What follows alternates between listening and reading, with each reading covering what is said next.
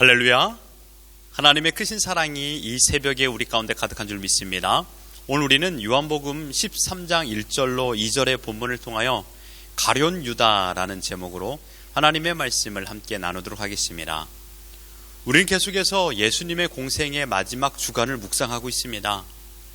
유대 종교 지도자들은 나사로를 살린 기적 이후 예수를 잡아 죽이려는 모의를 시작했습니다. 6월절에 이르러서 많은 사람들이 예루살렘에 모인 관계로 예수 살해 모의를 잠시 중단하게 됩니다. 왜냐하면 예루살렘에 모여든 군중에는 예수님을 지지하고 믿고 따르는 사람들도 적지 않게 있기 때문이었습니다. 그런 사람들이 있는 데서 아무리 종교 지도자라 할지라도 예수를 체포한다면 백성들이 반란을 일으킬 수 있기 때문입니다. 마태복음 26장 5절에 보면 말하기를 밀란이 날까 하노니 명절에는 하지 말자 하더라. 그런데 놀라운 일이 발생합니다.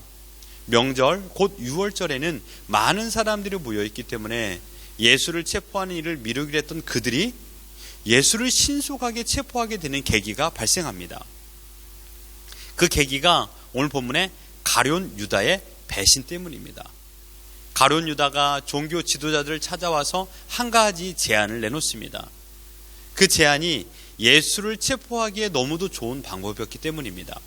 요한복음 18장에 나오는 이야기이죠. 사람들이 많은 곳에서 예수를 잡으면 밀란이 일어나는 것은 당연한 것이니 사람이 없는 예수와 우리들만 아는 곳에서 예수를 체포하면 되지 않는가라는 제안을 내놓았습니다. 여러분, 가룟 유다는 누굽니까? 가룟 유다는 예수님께 가장 가까이 있던 제자였습니다. 그는 예수님의 일거수 일투족을 보며 생활하였습니다. 수많은 기적을 행하는 것을 보았습니다. 예수님께서 하신 천국 복음의 말씀을 들었습니다. 하지만 가룟 유다는 아무것도 깨달은 것이 없었기에 예수님을 메시아로 믿지 않았습니다. 최종적으로 사단의 강력한 도구로 전락해 버렸습니다. 먼저 가룟 유다가 주인공으로 나온 사건을 한번 생각해 보면 베다니 지역 문둥이 시몬의 집에서 있었던 일입니다. 주님을 위하여 큰 잔치가 펼쳐진 상황에서 나사로의 여동생 마리아가 값이 300데나리온이 되는 나드 향유가 담긴 옥합을 깨뜨렸습니다. 그리고 예수님의 머리와 발에 모두 부어뜨린 사건입니다.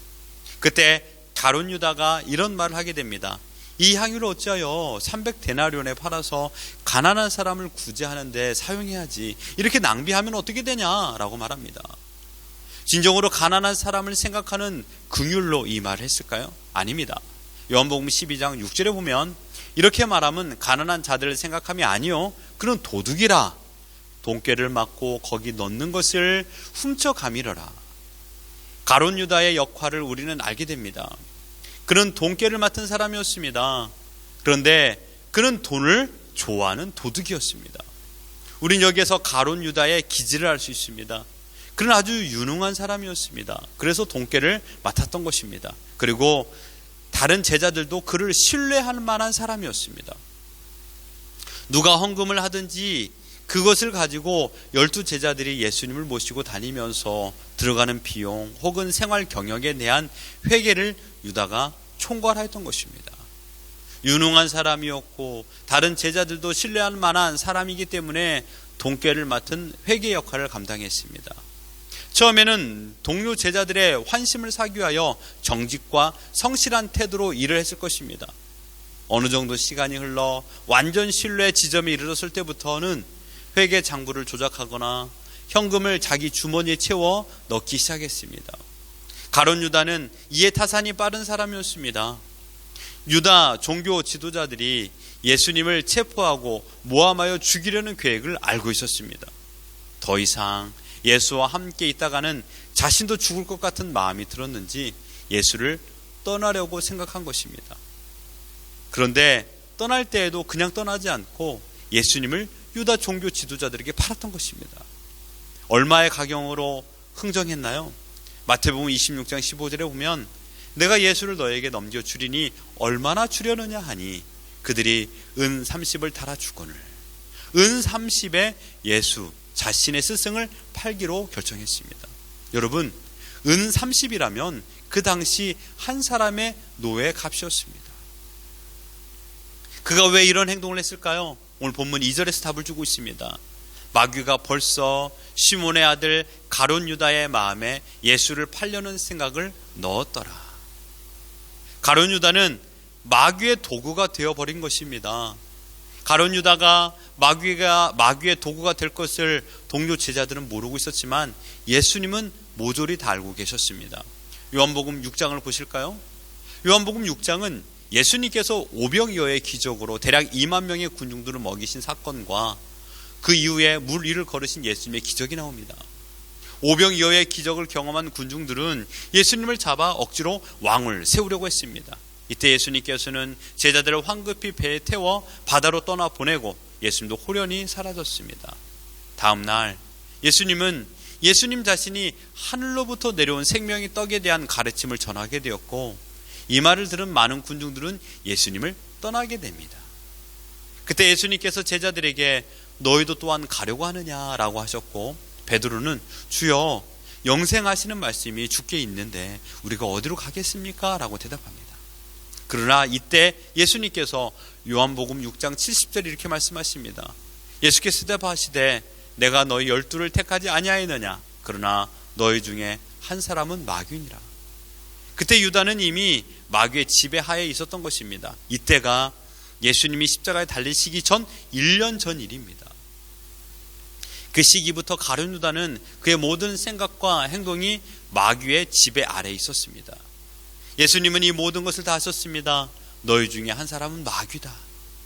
그가 가룟 유다인지로 주님은 아셨습니다. 그러함에도 불구하고 그를 그대로 자신의 곁에 두셨습니다. 예수님께서는 그 어떠한 대처를 하지 않았습니다. 왜냐하면 이 모든 것이 하나님께서 세우신 계획임을 알았기 때문입니다. 요한복음 13장 11절에도 이는 자기를 팔 자가 누구인지 아심이라. 18절에는 시편 41편 9절을 인용하여 내 떡을 먹는 자가 내게 발춤기를 들었다 한 성경을 응하게 하려는 것이니라 라고 말씀하셨습니다. 그리고 21절에는요 너희 중 하나가 나를 팔리라 라고 말씀하셨습니다. 가룟 유다는 진리를 거역했습니다. 그리고 마귀의 도구가 되어버렸습니다. 끝내 자신의 스승 예수 그리스도 메시아를 파는 자가 되어버렸습니다. 누가복음 22장 3절과 4절에는 이렇게 증언합니다. 12 중에 하나인 가룟이라 부르는 유다에게 사탄이 들어가니 이에 유다가 대제사장들과 성정 경비 대장들에게 가서 예수를 넘겨줄 방도를 의논하며, 이것이 유다에게 사탄이 들어간 결과입니다. 유다의 헛된 생각은 이제 예수를 잡아 죽일 텐데 그전에 내가 종교 지도자들에게 좋은 점수라도 얻어야 되지 않겠는가. 예수를 떠나면 종교 지도자들의 수하에 들어가야 되는데 그래야 내가 출세하지 않겠는가라는 악마가 주는 생각에 동의하게 된 것입니다. 그런 생각을 언제부터 했는지 우리는 알 수 없습니다. 하지만 우리가 알 수 있는 것은 오늘 본문처럼 마귀가 가룟 유다의 생각을 장악했다라는 것입니다. 그렇다면 여러분, 가룟 유다의 정체성은 무엇일까요? 예수님의 제자로 부름을 받았을 때만이라도 예수님을 잘 믿었을까요? 아닙니다. 성경이 그렇게 말하지 않습니다. 요한복음 17장 12절을 보면 내가 그들과 함께 있을 때 내게 주신 아버지의 이름으로 그들을 보존하고 지켰나이다. 그 중에 하나도 멸망하지 않고 다만 멸망의 자식뿐이오니 이는 성경을 응하게 함이니이다. 이 부분은요 예수님께서 마지막에 잡히시기 전에 제자들을 위하여 기도했던 내용의 일부분입니다. 이 기도의 내용을 놓고 본다라면 가룟 유다는 처음부터 하나님께서 그리스도의 구원의 은혜를 베풀어 주지 않았습니다. 하나님의 크신 경륜을 이루기 위해서 사탄의 도구로 접근하게 그냥 놓아둔 사람입니다. 어찌하여 가룟 유다 같은 사람을 썼느냐라고 반문하며 예수님이 왜 이토록 사람 보는 눈이 없는가라고 물어볼 필요가 없는 것입니다. 가룟 유다가 주님의 제자가 된 이유는 성경을 응하게 하기 위한 것입니다. 하나님께서 창세전에 계획하신 것의 일부분입니다. 마태복음 26장 24절에는 이렇게 말하고 있습니다. 인자는 자기에 대하여 기록된 대로 가거니와 인자를 파는 그 사람에게는 화가 있으리로다. 그 사람은 차라리 태어나지 아니하였더라면 제게 좋을 뻔하였느니라. 예수님께서 가룟 유다의 배신으로 팔림을 당한 것은 예수님의 능력이 부족하고 지혜가 없어서가 아닙니다. 하나님께서 창세전에 정하신 계획이기 때문입니다. 그러나 그 일의 주동자가 된 가룟 유다는 차라리 나지 않았으면 좋을 뻔했다라고 했습니다. 주님은 또한 가룟 유다를 향하여 멸망의 자식이라고도 하였습니다. 주님은 그동안 몇 번 회개할 수 있는 기회를 주셨지만 끝까지 마귀에게 잡혀서 돌아서지 못하고 끝내 스스로 목을 메어 생을 마감하는 것으로 가룟 유다 인생은 끝을 맺게 됩니다. 우리가 오늘 가룟 유다를 묵상하면서 어떤 생각이 드십니까? 우린 예수님과 가장 가까이 있다고 자부하지만 정작 예수님과 바른 관계는 맺지 못하고 예수님으로부터 얻어지는 이득을 위하여 예수님 곁에 거하고 있지는 않습니까? 예수님을 따르는, 예수님을 믿는 목적이 무엇입니까? 정말 예수님이 나의 구주이심을 믿고 예수님이 나의 목자이심을 믿습니까? 우린 연약하다고 핑계하며 매일 주님을 배반하고 있습니다. 배반이 습관이 되면 그때부터는 더 큰 배반, 강도가 센 배반을 서슴지 않고 행합니다. 가룟 유다도 분명 처음에는 한 데나리온부터 훔쳤을 것입니다. 그러다가 그 액수가 커짐과 동시에 주님을 이용하려는 마음도 더 커진 것입니다. 오늘 우리의 믿음의 동기를 다시금 점검해야 됩니다. 나의 이득을 위하여, 내 꿈을 성취하기 위하여, 우리 가정에 저주가 내리지 않게 하기 위하여 예수님을 믿는다라면 21세기 가룟 유다로 오늘을 살아가는 것입니다. 장세전에 나를 선택하여 하나님의 자녀 삼아 주심을 믿으십시오.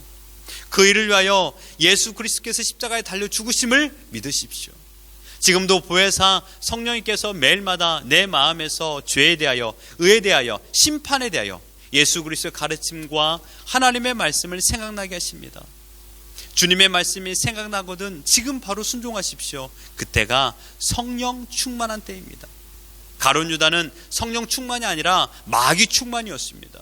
내 마음이 성령 충만이 아니라 마귀가 충만하지 않도록 매일 깨어 기도하며 하나님을 묵상하십시오. 내 마음에 미움이 듭니까? 원망과 불평이 듭니까? 억울하다고 생각하십니까? 상대방과 비교되며 자기 자신을 자책하십니까? 자학하십니까? 음란이 생각나십니까? 물질을 사랑하는 마음이 생각나십니까? 그게 바로 마귀 충만입니다. 그때 우리가 해야 될 것은 무엇일까요? 밀어내야 됩니다. 싸워야 된다라는 것입니다. 싸운다라는 것은 내 마음속에서 밀어내는 것입니다. 그런 생각이 들어오지 못하도록 들어왔다 한들 빨리 밀어내십시오. 그래서 더 이상 그 악한 마음이 싹이 트고 그 다음에 줄기가 자라며 열매가 맺히도록 방치하지 마십시오. 빨리 밀어내시고 하나님을 바라보며 하나님을 의지하십시오. 이것이 성령 충만의 삶입니다. 오늘 우리도 가룟 유다처럼 그런 악한 마음을 가지고 살아갈 수 있는 연약한 존재인 것을 기억하십시오. 우리 스스로는 우리 자신을 이겨낼 수 없습니다. 오직 하나님을 바라보고 성령 충만을 소망하며 성령님의 다스림을 기대하며 오늘을 살아가며 온전히 내 안에 하나님을 모시고 하나님을 기쁘시게 해드리는 우리의 삶이 되기를 예수 그리스도 이름으로 축원합니다.